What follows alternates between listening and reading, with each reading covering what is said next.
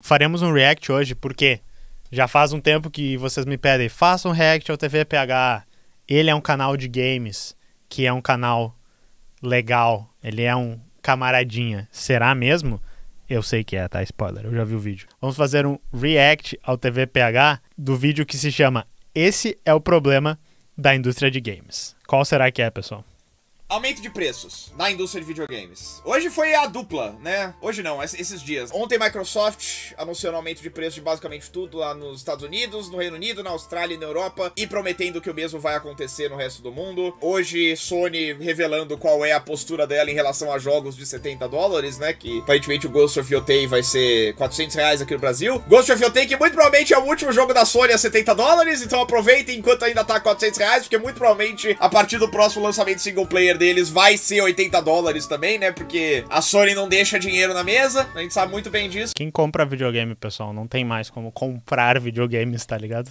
Né? Tem vídeo no canal já sobre isso, vocês não viram ainda, eu soltei de manhãzinha na pressa aí, mas já tá lá, já tem eu falando sobre isso, mas eu queria falar sobre um outro elemento disso aqui, que é óbvio que isso tudo é ruim, é óbvio que, tipo, isso é uma bosta, né, essa situação é muito desencorajadora, principalmente nesse ponto que, teoricamente, a geração Play 5 e Xbox Series finalmente vai engrenar, vai começar a sair uns jogos mais corpulentos e tal, nessa transição de geração da Nintendo, do Switch 1 pro Switch 2, é um timing muito miserável pra esse tipo de coisa começar a acontecer, mas tem um lado dentro de mim, um lado que eu sempre tento suprimir, um lado que eu tento controlar, porque é um lado meio tóxico, é um lado politicamente meio execrável, mas ele existe dentro de mim, cara, que é o meu lado aceleracionista. E se você não tá, se você não tá familiarizado com termos ideológicos de esquerda e tal, o aceleracionista é o cara que quer ou secretamente deseja, pelo menos minimamente, que as coisas piorem pra caralho, porque as coisas piorando pra caralho vão fazer com que as pessoas percebam a realidade ao seu redor e se radicalizem em torno. E esse é o momento. Pra gamer... Eu ia dizer, tá? Olha só, pessoal. É muito tentador o aceleracionismo, porém, sem uma organização, sem a consciência de classe, sem a gente apontando os problemas corretos, que eu imagino que ele vai tentar apontar aqui, é muito, muito, muito perigoso, tá? Então, a degradação da qualidade de vida dos trabalhadores não necessariamente vai criar uma mudança positiva, tá? Na maior parte das vezes não vai.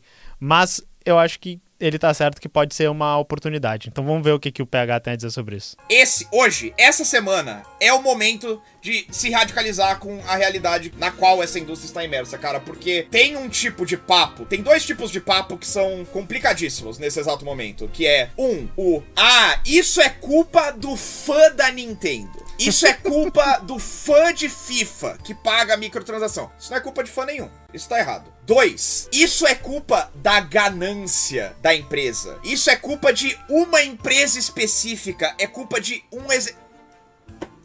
Isso não é culpa de nada. Quer dizer, tem cada um a sua parcela de culpa, porque a gente mantém esse sistema rodando. A culpa é do sistema! O sistema tá quebrado, tá quebrado. Dizer na internet, ficar bravinho com empresa, falar mal de Nintendo, falar mal de Sony, falar mal de Microsoft, não é o suficiente. Isso é olhar pra árvore e pensar que você tá vendo a floresta, cara. Que papinho chato, né?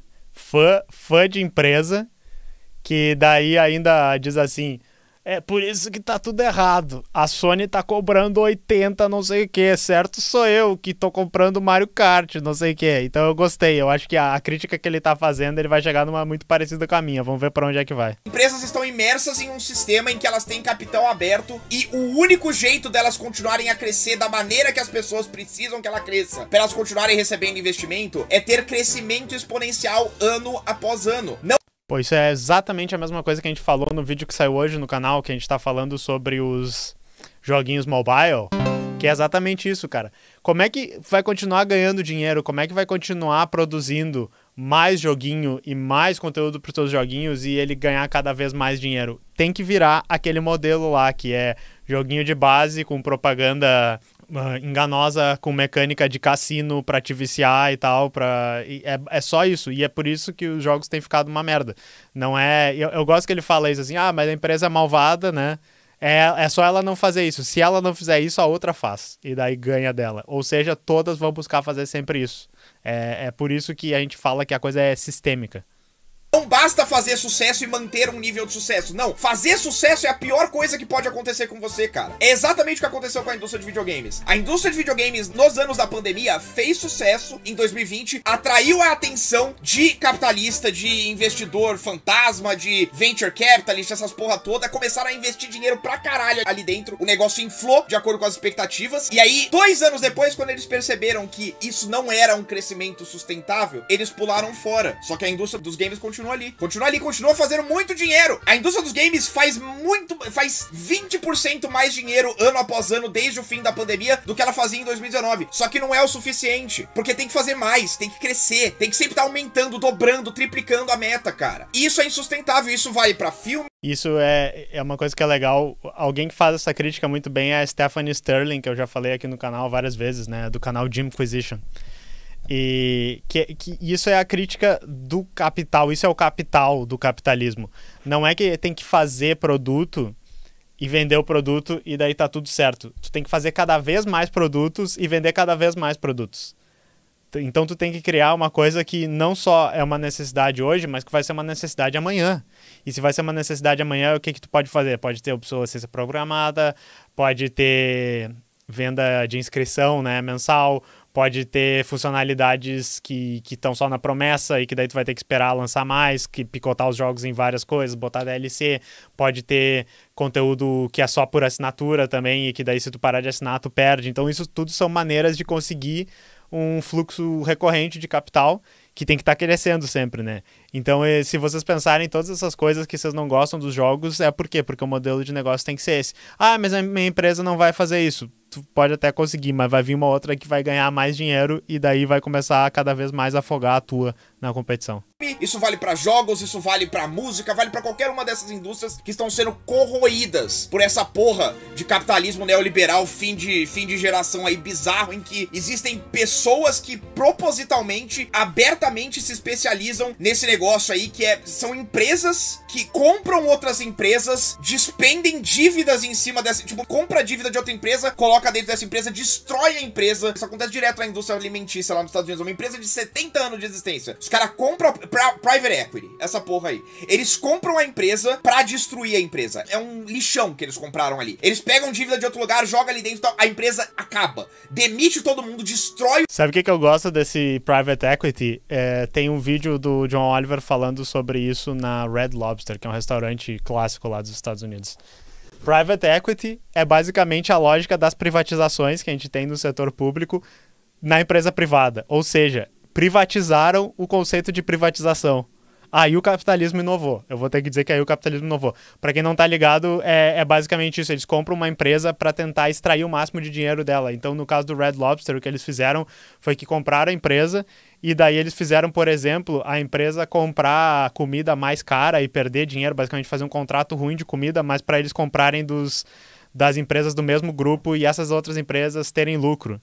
Eles basicamente fazem vários negócios ruins e tal, sugam a empresa e daí falem a empresa, cancelam as dívidas e daí no final, assim, tipo, a empresa de 70 anos morreu, mas naquele semestre os caras ganharam bilhões de dólares e tal, o fundo de investimentos deles. Então isso aqui é privatização privada, private equity. Boa, capitalismo, você conseguiu. O produto que a empresa criava, a empresa desaparece e eles saem tranquilos, porque eles usaram a empresa porque eles precisavam dela. São gafanhotos, cara. E isso é o que tá acontecendo na indústria dos videogames agora, cara. O aumento de preço, você pode culpar as tarifas do Trump pontualmente, você pode culpar o comportamento da empresa específica pontualmente, mas a realidade, o contexto no qual isso tá acontecendo, e o ponto chave aqui que é importante lembrar é que isso não tinha acontecido antes, a coisa dos 80 dólares, mas isso já estava sendo discutido há anos. Em 2020, quando a 2K foi a primeira empresa que colocou um jogo a 70 dólares, já se falava, vocês podem voltar atrás e ler, cara, nas reportagens sobre o aumento de preço, executivo da Take-Two falando, a gente aumentou pra 70, mas talvez isso não seja o suficiente. Em 2020. 5 anos atrás. E aí vários outros executivos falaram, olha, gente, a gente tá estudando a possibilidade também. A gente tem que ver, a gente subiu pra 70, mas os custos continuam crescendo e tal. Então assim, não é a tarifa do Trump que trouxe isso. A tarifa do Trump talvez tenha acelerado esse processo. A tarifa do Trump é uma desculpa boa pra você fazer isso nesse momento, mesmo que você não necessariamente esteja sendo afetado pela tarifa do Trump, mas a realidade na qual a indústria dos games está imersa já está lá desde o começo, cara. E a questão é que, tipo, no fim das contas, Isso que é frustrante em um mundo em que, tipo, você... E uma coisa que é engraçada é que, assim, quando tu vê os executivos de empresa de jogos, né, falando, é porque parece que, assim, não, é que vamos falir a qualquer momento, tá faltando grana pra tudo, o negócio tá implodindo, por isso a gente tem que cobrar $10 mais caro, ou até talvez $20 mais caro cada um dos jogos de lançamento.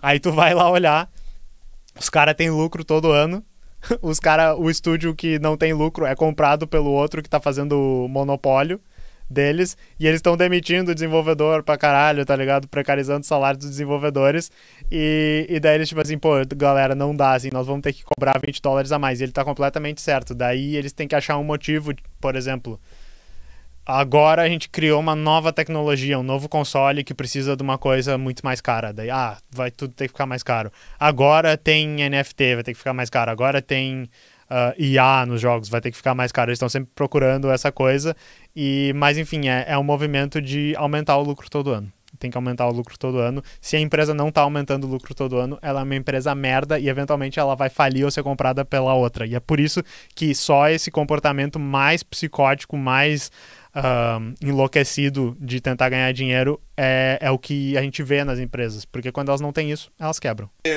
Tem gente que tem vergonha de falar que é esquerdista. Quando você olha pra realidade materialista das coisas, tudo fica tão óbvio. Tipo, é um problema. É uma questão que explica todos os problemas. Não é, natureza humana. Não. É a mesma, isso é a mesma coisa da realidade, é a mesma coisa da indústria dos games. Isso é todos os problemas da indústria resumido em um único, cara. É essa porra que tá destruindo a indústria. Quais são os lista aí, fala aí pra mim no chat, quais são os problemas que vocês veem na indústria dos videogames hoje em dia? Quais são as coisas que a indústria, as empresas de videogames falam? Eu não vou falar os problemas. Eu quero que vocês falem pra mim quais os problemas que vocês têm com isso, e eu vou falar sobre eles aqui. Eu não vou me impor nessa parte da conversa. Acionista. Tipo, que coisas que essas empresas de videogame fazem que vocês não gostam? Cultura woke. Pronto, aí já fudeu o meu papo. Né? Adiamentos. Crunch é uma coisa, esse é auto-evidente. Jogo como eles serviço. Precisam vender o jogo no trimestre específico pra agradar a acionista. Não é tipo, pela qualidade do jogo a gente vai trabalhar mais. Se você estivesse prezando pela qualidade do jogo, você daria aos desenvolvedores os tempos que eles precisam. Não, mas tem que ser nesse trimestre, então a gente vai fuder com a vida de todo mundo. Game as a Service. Por que eles estão empurrando essa porra de Game as a Service aí? A gente tá cansado de saber que 90% do público hardcore não quer saber de jogo-serviço, já esgotou, cara. Fortnite, Apex Legends, eles já ocuparam todo o espaço que tem pra ser ocupado desse tipo de jogo na indústria de games. Por que agora, essa semana, a EA cancelou um shooter de extração de Titanfall, que é uma coisa que ninguém pediu no mundo? Porque esse é o tipo de coisa que apetece acionista. Porque eles propõem um jogo que é parte de uma brand que tem força própria. Titanfall tem 10 milhões de cópias vendidas no histórico. Então a gente vai pegar essa brand e a gente vai leverage ela com microtransações, conteúdo novo contínuo. Vai ser uma fonte de rendimentos constante pelos próximos 5, 6, 7, 8, 10 anos. Fala português, meu querido. Como o pessoal do chat estava perguntando o que ele falou jogos como serviço, games as a service. E a ideia toda é isso que eu tava dizendo. O jogo, ele não é uma coisa que tu compra e ele tá do início ao fim prontinho, tu vai jogar. Ele é um negócio que tu vai jogar todo dia. Enfim, todos os jogos têm virado isso, jogos mobile, mas também jogos que são online. Jogo de console, tu não só vai jogar ele, mas vai ter uma coisa pra fazer todo dia, vai ter conteúdo novo semana que vem, e eles vão picotar, né, durante todo o ciclo de vida desse jogo, as tuas experiências lá, pra ao invés de tu jogar uma vez, tu continuar jogando ele durante 4 anos. Qual é o problema óbvio disso? Ninguém mais aguenta essa porra, porque daí eu tenho que jogar um jogo pra minha vida inteira, tá ligado? Nos próximos 4 anos eu vou me dedicar a esse jogo.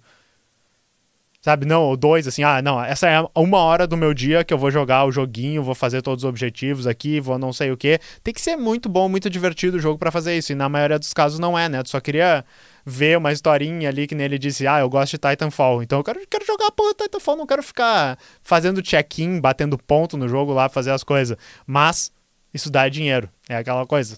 Se fizer um jogo assim, vai dar mais dinheiro do que se o jogo não for assim, então é isso que vai existir. Que a gente precisa investir em projetos completamente novos. Isso é papo pra acionista. Eles sabem que a gente tá de saco cheio de jogo-serviço, mas eles vão continuar insistindo. Inteligência artificial nos games, que a galera tá de saco cheio também. Isso aí eles tentando fugir pra algum lugar nesse momento que a gente sabe que não tem mais pra onde crescer esse negócio. Cara, a gente vai diminuir os custos de desenvolvimento. A gente não vai mais precisar ter funcionários humanos trabalhando em cada posição do desenvolvimento de jogos. A gente vai botar inteligência artificial pra trabalhar nas partes menos criativas do processo, porque aí a gente diminui os custos de produção e sobra mais dinheiro pra dar dividendo pra acionista. É tudo a mesma coisa, todos os problemas estão na mesma raiz, cara. Se tivesse... Por que, por exemplo, o Toby Fox, como contrapartida, né? Falando de alguém que está dentro da indústria de videogames como ela existe hoje em dia, mas fora do contexto de acionista, de capital aberto. Por que o Toby Fox do Undertale, do Deltarune, ele consegue anunciar um jogo chamado Deltarune, ele lança o primeiro capítulo, uma demo, de graça pra todo mundo, é um trecho inteiro do jogo ali, de várias horas de duração, trilha sonora foda, sistema de batalha novo, vários personagens novos, ele deu de graça isso pra galera. Lançou lá, tá tranquilo. Tá lá desenvolvendo o jogo dele. Falou, ó, vocês jogam essa parte aí, eu vou continuar desenvolvendo. Passa uns 2 anos, ele lança mais uma parte do jogo de graça. Um segundo capítulo, de graça. Pra todo mundo, pode jogar, tranquilo. Continua lá desenvolvendo o jogo dele. Aí passa mais 1 ano e meio, ele lança mais um capítulo do jogo, de graça, pra todo mundo. Aí ele volta,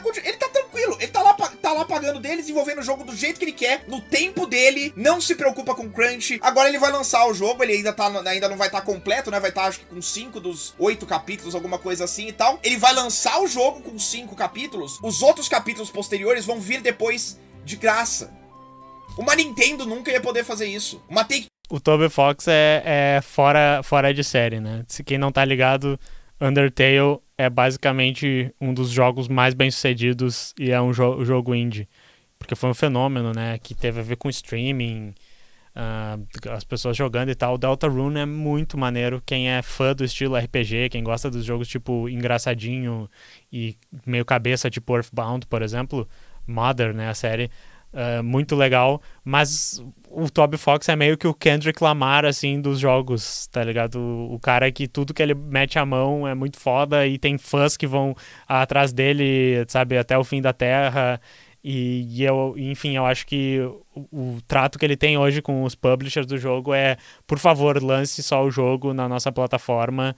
E eu não sei como é que ele tá financiando isso, tá ligado? Mas ele tá dando de graça o jogo dele e ele consegue fazer isso, trabalhar a cada 2 anos, mais ou menos, cada 1 ano, lançar uma parte do jogo e é lindo, é maravilhoso. Eu, sinceramente, não podemos ser todos Toby Fox, é isso que eu tô tentando dizer. Tio da vida nunca ia poder fazer isso. Uma empresa menor aí, uma Devolver da vida, não sei se tem capital aberto, nunca ia poder fazer isso porque eles precisam responder aos acionistas. Como que esse cara aí tá lançando conteúdo de graça enquanto a gente não recebe dividendo dessa porra, dessa ação que a gente comprou? Como que o Concerned Ape lá do Stardew Valley consegue 15, nem sei quanto tempo que tem esse jogo, 2014? Acho que 11 anos depois do lançamento do jogo, ele ainda tá trabalhando em atualização de conteúdo gratuita pra esse jogo, cara. Acabou de sair o 1.7, ele tem um jogo novo anunciado há 3 anos. E ele fala, cara, ó, eu coloquei no armário por um tempo aqui porque eu quero trabalhar um pouquinho mais no Stardew Valley, trazer conteúdo novo pra essa galera que 10 anos atrás pagou R$25 no meu jogo. Mas ele tem total razão, porque assim, esse é um dos grandes problemas. As pessoas às vezes falam, mas sem incentivo do lucro, como é que as pessoas iam criar? O Toby Fox e o Concerned Ape, eles não têm incentivo do lucro. O que eles têm? Eles têm provavelmente a vida deles bem resolvida,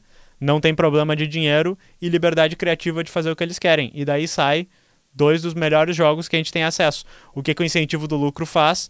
Os acionistas ficam tirando teu couro para que tu faça o mesmo jogo que todo mundo tá fazendo e daí todo mundo se sente obrigado, eu sou gamer, então eu tenho que acompanhar e jogar isso, e todo mundo odeia o mercado de jogos e fica dizendo que a culpa de ser uma merda é a lacração porque não pode apontar pro capitalismo. É isso que o capital aberto consegue, então o PH está correto aqui. Teoricamente é isso que devia ser a indústria de videogames, cara, né?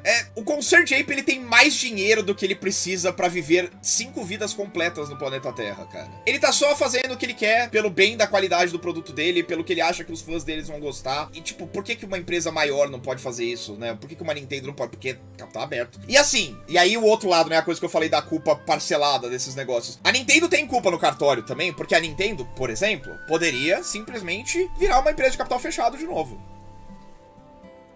Né? Tipo, ela é um mecanismo que existe. Eu não sei, eu não tenho certeza se lá no Japão isso é possível, mas tipo, uma vez que você abrir um IPO, você pode tirar essa oferta pública. Seria custoso, seria muito custoso pra empresa comprar todas essas ações de volta e se isolar do mercado de capital aberto, mas teoricamente ela pode fazer isso. Então assim, não é como se ela tivesse, ela tá, né, isolada, ela tá com as mãos atadas. Ela não tá com as mãos atadas. É uma escolha que ela faz diariamente ali dos executivos dela de falar, não, a gente de fato vai trabalhar em serviço desse sistema aqui que tá destruindo todas as nossas expectativas de qualidade de vida. Beleza? Isso vale pra todas essas empresas, né? Então, assim, não é aquela... Abaixo assinado, gamers. Nintendo, compre todas as suas ações de volta e feche o capital. Aquela coisa que, não, elas não têm... elas são simplesmente vítimas, todo mundo é vítima. É um sistema que tá ali na nuvem e tal, e ele tá punindo. Não, não é assim que funciona, né? Cada dia que a gente vive dentro isso vale pra nós como indivíduos e pra eles todos como empresa também. Cada dia que a gente vive sob esse sistema é um dia que a gente tá se rendendo a ele, e isso vale pras empresas também. Mas então é isso, cara, eu acho que, sei lá, se eu não fazia tempo que eu não fazia esses discursos aqui, eu peço desculpa, porque a galera tá mandando um monte de comentário aqui no chat, eu não quero ficar isolando vocês aí do papo, mas acho que o meu ponto é que, tipo, eu acho que o instinto nesse momento de muitas pessoas é ficar nesse papinho bunda de, é porque tá a empresa, é porque é Nintendo, é porque é culpa da Nintendo, que foi a primeira a fazer isso, abriu as porteiras, as outras não sei. Cara, isso é insuficiente, cara. Se você tá de verdade indignado, você tem que prestar atenção no que tá acontecendo e você tem que direcionar a sua raiva pro verdadeiro culpado, pra raiz do problema, né? Se tem uma árvore que é um problema, o galho é parte do problema. O galho é parte do problema, a folha é parte do problema. Mas se você quer acabar com o problema de uma vez, você tem que tirar da raiz. Não adianta quebrar o galho. Vai nascer outro galho. Vou explicar pros gamers, tá? A árvore é o capitalismo, ok? Pensa no Elden Ring, sabe? A árvore é o capitalismo lá. É o Erdtree lá. O galho, um galinho é a microtransação, o outro é o DLC, a folha é o Games as a Service e tal. O insetinho que tá andando em cima da folha, sabe? A joaninha que tá ali, isso é a cultura woke. A cultura woke é um insetinho que anda em cima da folha. É isso. Então, assim, reclamar de empresa específica é insuficiente. Você tem que ter coragem, tem que botar a cara a tapa, tem que ser radicalizado e entender que as coisas que a gente gosta não vão continuar existindo se a humanidade continuar nessa trajetória. E eu não tô nem falando de comunismo. Eu tô falando de, tipo, essa coisa, Toda vez que a pessoa que eu tô reagindo diz, não estou falando de comunismo, eu digo, mas eu estou. E eu concordo, pessoal. Pelo que eu entendo, não adianta a empresa ainda ser uma empresa no capitalismo e tal, e agora só o capital é fechado, porque as outras empresas iam estar competindo contra ela, então ela tem que fazer as práticas que vão ser melhores para ela continuar multiplicando o valor dela. Capitalismo monstruoso, bizarro, que nasceu nos últimos 30, 20 anos, aí essa coisa, de tech e venture. Enfim, isso é uma das coisas que eu não super concordo com o que ele disse, que seria o capitalismo desses últimos 30 anos é pior. E eu acho que principalmente a gente estando no Brasil, a gente consegue entender isso melhor. Só que isso é uma coisa meio estadunidense, europeia, de que, tipo, olha só, esses últimos anos foi muito bom. Aí o pessoal resolveu vir com essa coisa de fascismo e com essas coisas de crise e com essas coisas de piorar todas as coisas e hiperexplorar o nosso país aqui, e agora o capitalismo é ruim. Os países da periferia do sistema, como o Brasil, maioria da América Latina, países da África, países no Oriente Médio, entendem que essa dinâmica ela é uma ida e volta e a gente sempre teve levando a pior nesse sistema, né? Então, eu não gosto só dessa crítica de que, tipo, agora o capitalismo tá muito pior. Sim, agora é um momento em que tá bem exacerbado e que tá se manifestando nos Estados Unidos, esse tipo de coisa. Enfim, começou lá com o Ronald Reagan, né? Se tu pensar, tá se manifestando no centro do capitalismo. Aí os caras fazem essa lambança toda, roubam o nosso ouro, nossos recursos naturais, botam data center aqui, acumulam capital pra caralho e eles não conseguem ter saúde pública, não conseguem ter transporte público. Aí o pessoal tá dizendo, pô, agora o capitalismo foi longe demais, né? A gente não consegue nem ter segurança, transporte público, saúde aqui no centro do capitalismo? Exatamente. Capitalist, e isso não dá, cara. No mínimo a gente tem que voltar pra uma coisa meio mais relax ali, anos 90, fim da história, né? Ele falou isso, o professor Tomazetti falou 30 anos, tipo quando caiu a União Soviética. Exatamente, é quase como se ela fosse um contrapeso. O medo de que acontecesse uma revolução socialista nos países era um contrapeso para a exploração pesada capitalista.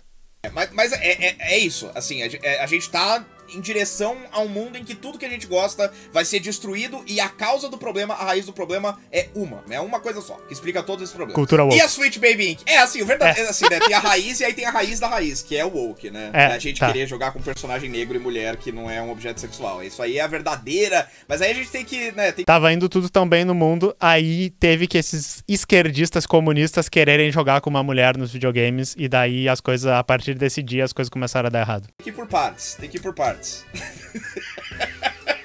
Meio complicado, porque o videogame surgiu nas entranhas do mercado do Vale do Silício. Bem difícil conseguir separar a arte desse mercado de ação merda. Qual que é o melhor videogame de todos os tempos? O melhor videogame Tetris. De todos os tempos. Tetris. O videogame mais redondinho, mais universal. Não tô falando de console, tô falando de jogo. Eu já vi esse vídeo, mas quando eu vi pela primeira vez eu sabia que era Tetris, tá, pessoal? Ele vai dizer Tetris. Jogo. Tá ali, é Tetris. Tetris é um jogo que foi criado na União Soviética, por um único cara, um dev, um computador soviético merda, dos anos 80. A gente cai nessa de, tipo, achar que, porque o capitalismo é o único sistema que permite que a gente seja criativo e crie produtos de internet. Isso não é verdade, cara. Isso simplesmente não é verdade, né? Que nem qualquer outra coisa no mundo, o videogame é feito por trabalhador. O trabalhador vai... né? É feito por pessoas. A pessoa, o trabalhador, vai continuar existindo independentemente do sistema político. Enfim, eu não preciso radicalizar vocês nesse nível. Eu só queria que vocês... Não quero que vocês imitem o que eu tô falando, não quero que vocês concordem com tudo que eu tô falando. Eu quero que vocês, se não fizeram antes, se já não fizeram isso instintivamente por conta própria, parem pra pensar nisso, né? De tipo, se todo... que é aquela coisa, se todo mundo tá fazendo uma coisa que eu não gosto, será que a culpa realmente é individualizada? Será que a culpa não tá em um outro lugar que tá incentivando esse tipo de comportamento, né? É fazer uma análise um pouquinho mais interessante do que simplesmente, eles são cuzões, eles são gananciosos. São, mas todos são, sempre foram. Desesperador ver a galera reclamando e apontando a causa do problema pra empresa malvadona quando o problema é a estrutura econômica. E eu me sinto forçado a relativizar porque existe também algum nível, pelo menos, de mudança que a gente pode ativar nessas empresas, criticando-as diretamente, né? Xingar a Nintendo nas redes sociais da Nintendo, isso afeta a mudança, né? Pontual. Não vai resolver o problema, mas pode ser que lá na frente eles tentem relativizar um pouquinho mais. Então, assim, isso tem que ser feito também, né? Não é pra, tipo, simplesmente... É isso que eu tô falando, né? Aquela coisa de simplesmente ignorar o fato de que todo mundo tem uma parte da culpa da coisa, né? Mas acho... Não, é verdade. E o trabalho que eu faço aqui no canal é tipo, olha só, uma empresa fez essa merda aqui. Aí às vezes tu pode pensar, tá, mas é o sistema, é o capitalismo, o que adianta e tal. Não, pô, mas é que na crítica, na conversa, a gente aprende como a gente age, a gente informa nossas ações, a gente tem que saber como funciona o mundo. Eu sempre falo que o trabalho de militância não é só agir, é entender e ter a melhor análise e tentar ficar refinando isso sempre, sabe? Isso vai informar a nossa ação também. Então, realmente, ele tá correto. Não vamos entrar naquela coisa de tipo, é que tudo é capitalismo, então é bobagem também, é tão triste, sabe? Achar que isso é só o que você precisa fazer não é o suficiente. Esse é o meu ponto. Não basta criticar a empresa, tentar mudar a empresa individualmente. Você tem que fazer o sistema mudar. PH, tem um livro pra indicar sobre o assunto?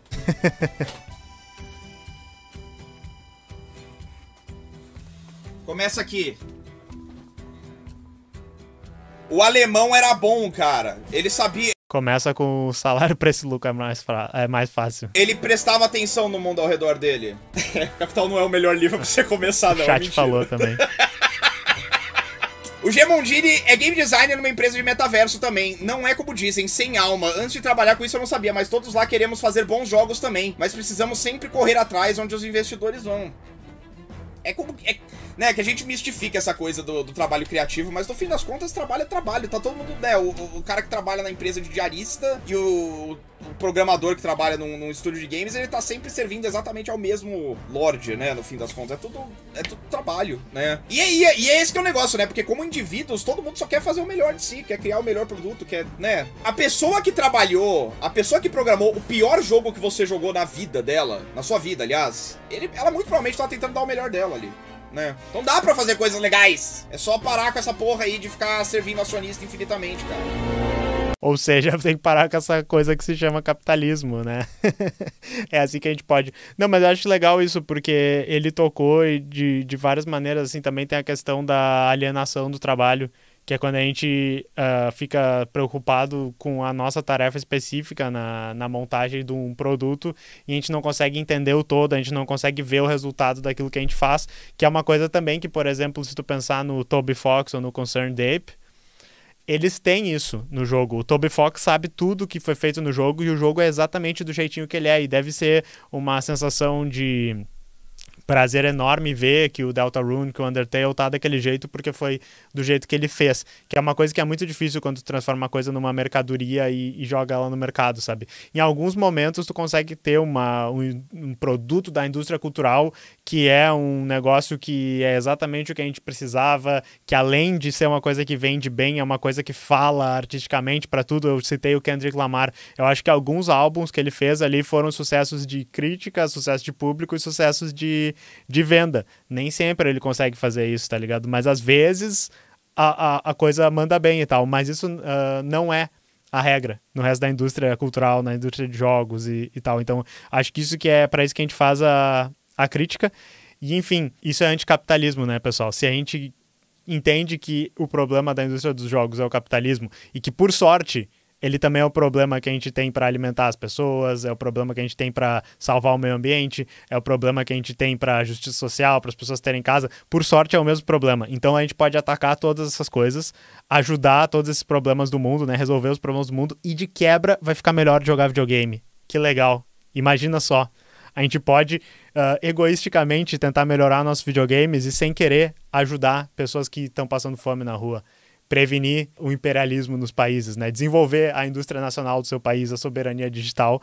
E, além de tudo, a gente vai jogar jogos. Então, é por isso que eu convoco vocês, camaradinhas, a gente tentar fazer alguma coisa, tá? A Groselha falou que ela fez curso de desenvolvimento de games e uma das aulas que teve foi sobre loot boxes, monetização, e foi deprimente. Pode crer. Algumas aulas que eu tive na faculdade de computação, ou cursos e outras coisas que eu fiz, também foram deprimentes, aprender os aspectos mais podres da tua profissão. E quem não viu, eu fiz um collab com a Groselha no Insta, lá. Tem uma tirinha que ela fez em que o Sr. Teclas faz uma participação. Mas é isso aí, meu povo. Falou!